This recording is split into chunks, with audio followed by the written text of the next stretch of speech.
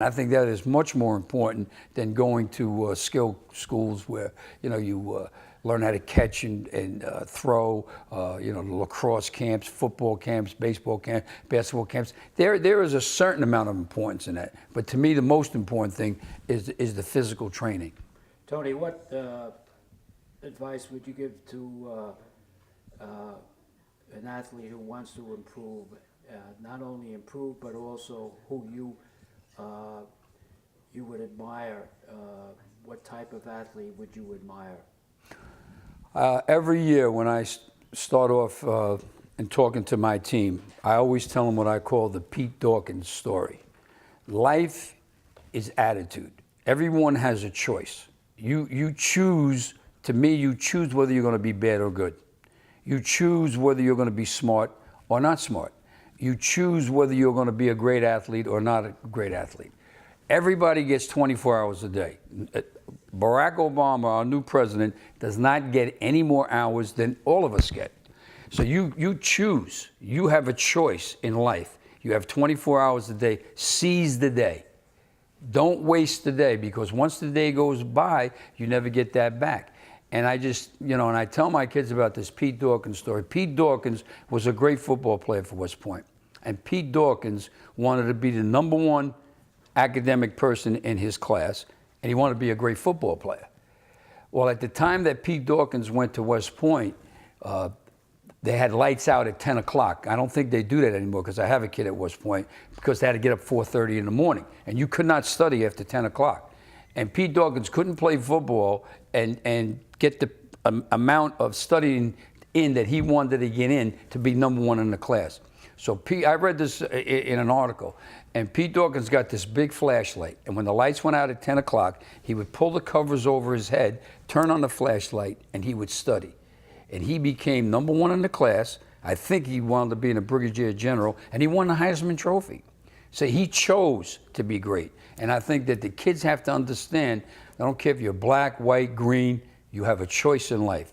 You choose whether you're going to be successful or not, and I believe that. What high school athlete has meant the most to you? Wow, I've had so many. I think the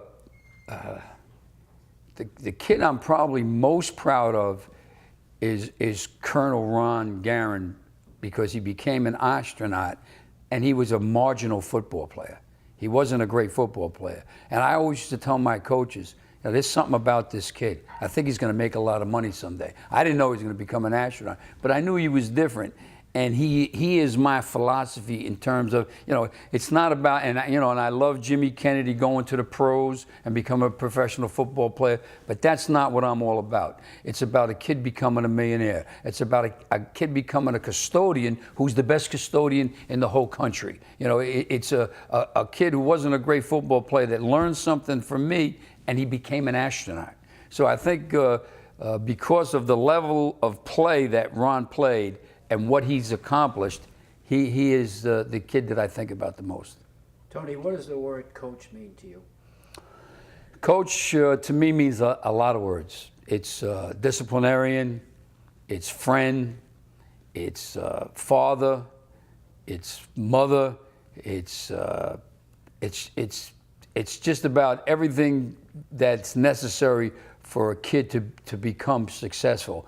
I think that coaches sometimes have more of an influence on kids than their own parents. And I think we all know without education, there'd be no civilization. But a kid, he might not like going into a math class or an English class, but I teach what kids like. So I can connect easier with a kid than any other teacher. That's just the way it is. And so because of that, I take it on as a tremendous responsibility that I might be able to reach this kid who's on the fence and go either way. And I'm going to be the one that can turn them the right way, more so than a classroom teacher, because that kid likes what I'm teaching him. Tony, do you have a special system or in terms of your own pedagogy, in terms of your athletes, specific athletes, or athletes in general, and also your team?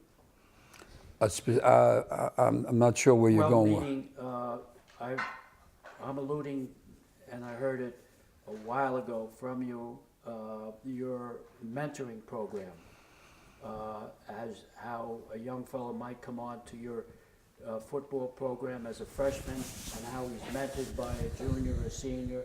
So the mechanics of him getting acclimated to the football team are made easier through your direction. I just think that we're too concerned today as a society about rights. Just too concerned, and we don't teach enough responsibility. In order, to me, you know, sometimes you get in trouble. In order to get a right, you need to have a responsibility. And kids have to be taught responsibility. You can't just be a good person. You have to be taught to be a good person. So, you know, when you're in a home and parents are working hard with their child to be a good person, once that kid leaves the house, someone else is going to influence him, be it his friends, but you don't have total control of your child. And somebody else has to teach that kid to be a good person. They have to learn. So through my mentoring program, I demand that the seniors take care of the freshmen. And they know they have to answer to me if they don't do the right thing. And it works every time. After a certain period of time, those seniors enjoy taking care of a younger kid and helping them out. And I always use the phrase from Emerson about, you know, one life breathing easier because you have lived. They learn that. Once someone tells you how much they appreciate what you've done for them, there's nothing like it. So when these freshmen thank the seniors for helping them out and don't haze them, and when they can't get their locker room, help them with their locker, and, you know, maybe take them to the movies over the weekend and hang out with them a little bit, the big man on campus working with the little freshmen. It is miraculous how it works. And I think coaches need to teach that. You need to teach a kid to become a good person. I don't think you just born a great kid or born a bad kid. You have to learn how to be a good person. Tony, have you been influenced by other coaches in other sports? For example, Jim Lefebvre, baseball, friend of mine, and he sometimes profiles and football coaches, professional football coaches, because he learns from them, even though his field of endeavor is baseball. Yes, I'm a big basketball fan. I love to watch basketball, and I really enjoy the sport. And I've always been a fan of John Wooden for what he's accomplished. And what really amazes me about John Wooden is whenever you hear some of his former ball players talk about him, specifically Bill Walton, I've seen on television. Never mentioned what a great basketball coach he was. Always about what a great person he was and what he's taught them in their development to become a better human being. So I've had a great respect for him. And, you know, there's a lot of controversy about Bob Knight, but I am a fan of Bob Knight because, you know, he might be rough around the edges, but, you know, when the NCAA said you had to have a 2.0, Bob Knight said you had to have a 2.2. And he always stressed academics and being a better person first. Now, he might have been going about it a different way than John Wooden, but I do respect that man. Right. And I think if I could put a plug in for the Frank McGuire Foundation, he's a dear friend of ours, Bob Knight. Tony, you're timely, you're relevant. Have there been any new ideas that you've had to implement in terms of your coaching career as we speak today, as opposed to 4 or 5 years ago?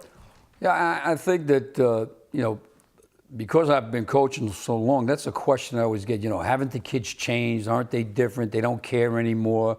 They don't have the same attitudes and the same drive. And I don't really see that. I think the kids today, as opposed to years ago, have the same pride and the same interest to succeed. Their attention span is not as great. It's different. And I blame that on technology in terms of, you know, when I was a kid, you watched TV, there were 4 stations, 5 stations. Now there's 85. They're watching 6 or 7 shows at the same time. The video game